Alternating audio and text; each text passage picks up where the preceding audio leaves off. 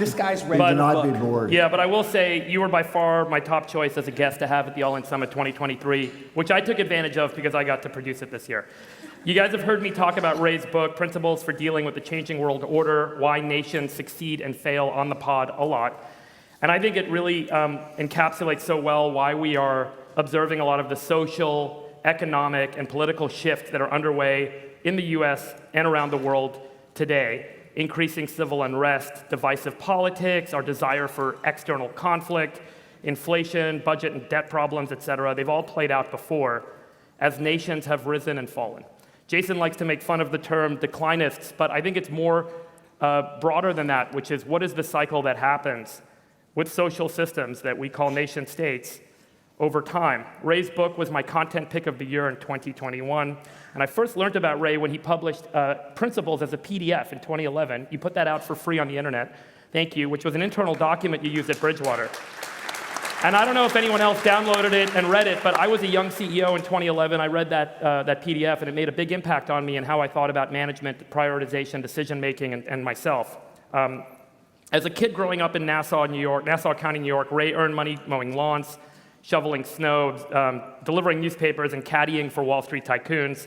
He later got a summer job with a Wall Street trader that he caddied for and ended up starting Bridgewater 2 years after he got his MBA at Harvard in 1973, make sure I get that right. By 2013, Bridgewater was the largest hedge fund in the world, today managing well over $100 billion in assets.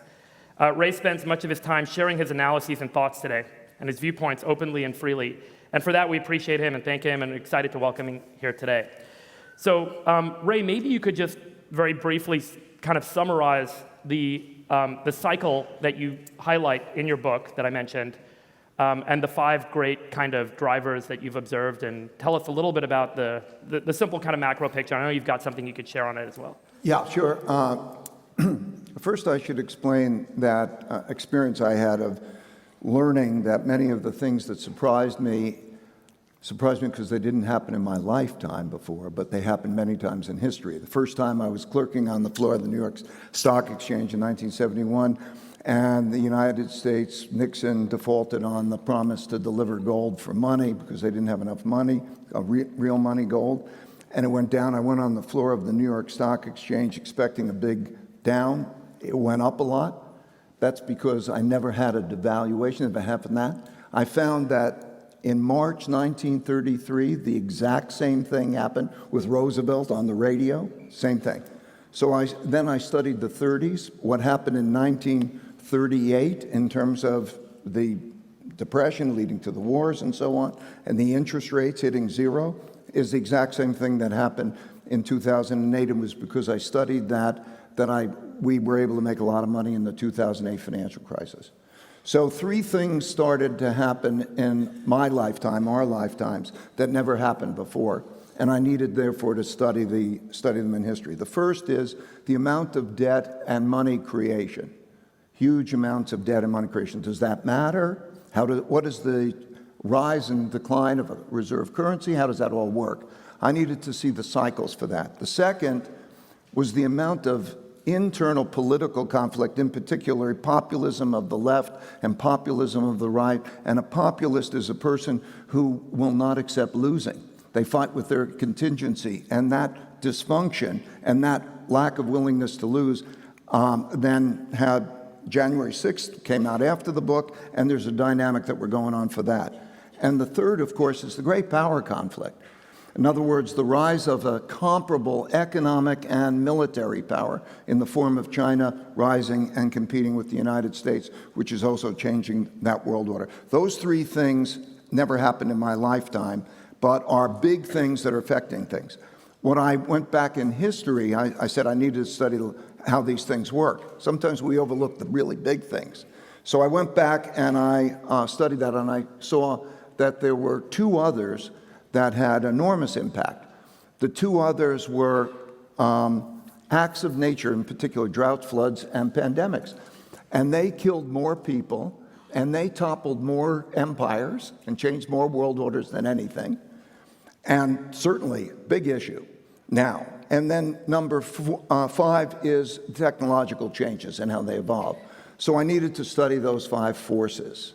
I saw that there's this cycle that repeats over for good cause-effect relationships. I don't believe in a cycle just because it repeats. I started to understand the cause-effect relationships. I have a clip here, if I can show you. Please. Just the 4 minutes, that's just a brief summary of the cycle. Can you hit it with the clip? I studied the 10 most powerful empires over the last 500 years and the last 3 reserve currencies. It took me through the rise and decline of the Dutch Empire and the guilder, the British Empire and the pound, the rise and early decline in the United States Empire and the dollar, and the decline and rise of the Chinese Empire and its currencies, as well as the rise and decline of the Spanish, German, French, Indian, Japanese, Russian, and Ottoman empires, along with their significant conflicts, as measured in this chart.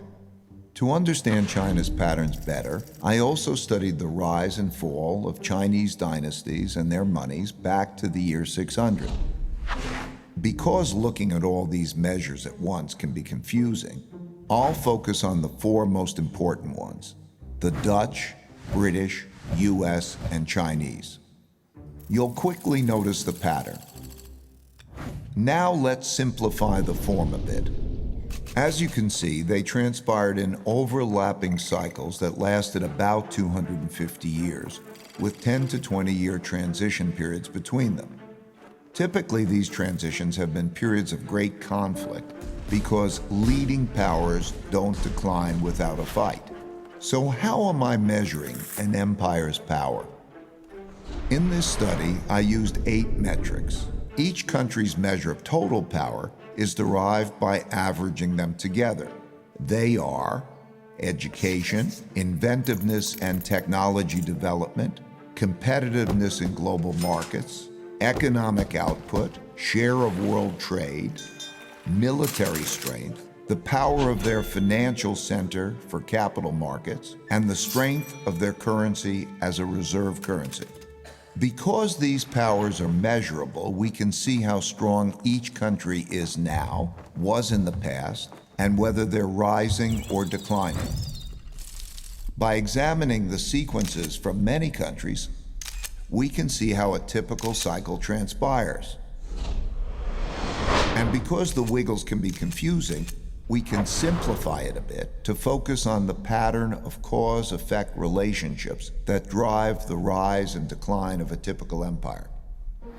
As you can see, better education typically leads to increased innovation and technology development, and with a lag, the establishment of the currency as a reserve currency. You can also see that these forces then declined in a similar order, reinforcing each other's decline. Let's now look at the typical sequence of events going on inside a country that produces these rises and declines. In a nutshell, the big cycle typically begins after a major conflict, often a war, establishes the new leading power and the new world order. Because no one wants to challenge this power, a period of peace and prosperity typically follows. As people get used to this peace and prosperity, they increasingly bet on it continuing. They borrow money to do that, which eventually leads to a financial bubble. The empire's share of trade grows, and when most transactions are conducted in its currency, it becomes a reserve currency, which leads to even more borrowing. At the same time, this increased prosperity distributes wealth unevenly, so the wealth gap typically grows between the rich haves and the poor have-nots. Eventually, the financial bubble bursts, which leads to the printing of money and increased internal conflict between the rich and the poor, which leads to some form of revolution to redistribute wealth. This can happen peacefully or as a civil war. While the empire struggles with this internal conflict, its power diminishes relative to external rival powers on the rise. When a new rising power gets strong enough to compete with the dominant power that is having domestic breakdowns, external conflicts, most typically wars, take place. Out of these internal and external wars come new winners and losers. Then the winners get together to create the new world order. And the cycle begins again.